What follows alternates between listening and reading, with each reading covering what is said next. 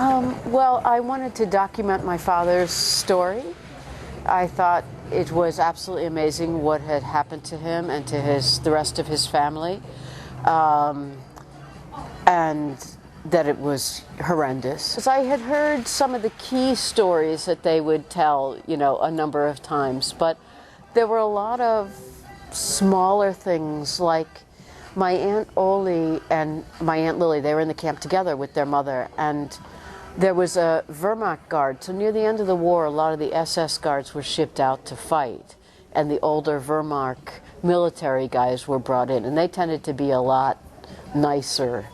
They weren't necessarily pro-Nazi, and they tended to be a lot more humane to the prisoners. And one of them, in my aunt's camp, actually reminded her of her father, and he would give her food sometimes, and when they would pass, he would just stick an onion in her hand, or something like that. While I was in Wolfsburg in a slave labor camp, this was, as it turned out, about the middle of my imprisonment, and I was chosen because my knowledge of German to help a civilian engineer to carry his equipment while he was doing some work, to measure the future roads and so on and so forth. And on the second day, he told me that he's going to leave me some food for 2 weeks, and I credit this German Christian civilian who saved my life. And I was able to rebuild my physical self to the point that I could continue, because I had no idea if I'm going to be in this camp for 2 weeks or 2 months or 2 years. But mentally, it was such a fantastic thing that a German, a Christian, who was a real human being, helped another human being who was in such dire need of help. Well, I think unfortunately, it's all too easy for human beings to dehumanize other human beings, and to see them not as people, but as animals, and not only as animals, but as dangerous pests and rats. And there was a lot of that kind of terminology used around the time of the Holocaust, and it triggered this sense of, if I want to protect myself and my family, I have to get rid of these people. And it's a craziness, but unfortunately that trigger, it doesn't take a whole lot to pull that trigger in the human brain, and that's kind of scary.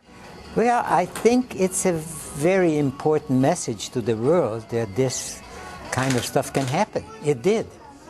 And to have 6 million Jews killed during these years, it was so beautifully planned by the Nazis and carried out by the SS and the other troops that invaded different countries in Europe, that it got to be told. And I was looking for somebody from my hometown, and went from one barracks to the next. Finally, I found somebody who was from one of the villages who happened to know my father, because he had a store in my hometown of Berexas. And he used to go there, because my father was a linguist, to translate letters. And so I went every day. Our rations were so tiny, but I made sure that I take a little piece of bread for him or a little bit of soup. And one day when I was coming to see him, they were carrying his dead body out, naked body, with a magic marker, a number on his chest. The Nazis were very meticulous about record keeping. Because when people were arriving to be killed into Auschwitz, and they heard classical music being played by prisoners, they thought, oh, this place isn't really that terrible. They just tried to lull them into this this hope that this is maybe not where they're going to hurt me. Yeah. Of course, then they march you into the gas chamber and kill you. But at least they didn't have a riot. You get to a point I was transferred from Auschwitz to Wolfsburg, which is a slave labor camp, and it's really one of those camps that they're going to kill you through slave labor, because that was your life from that point on, And all of a sudden you realize that if you're not going to come up with some ideas in your brain to carry you through at one day at a time, you're going to perish with all the prisoners you see being killed. And in my case, you know, I know that my father was killed in Auschwitz upon arrival because he went to the left and I went to the right where the slave laborers went. But I had no idea what happened to my mother and two sisters. So are they alive? Are they dead? I suppose they are alive.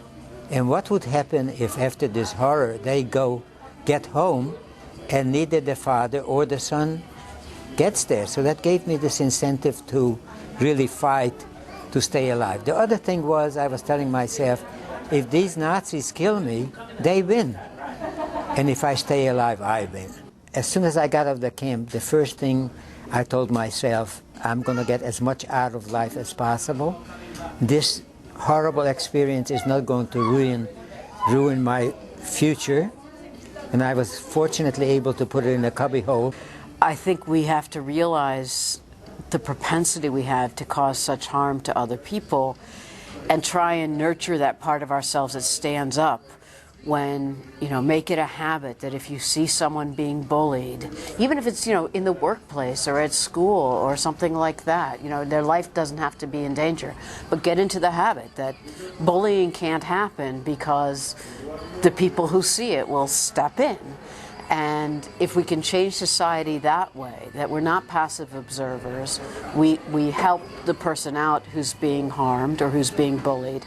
If that's the sort of people we can become, then these sorts of things become much more difficult to have occur in the world.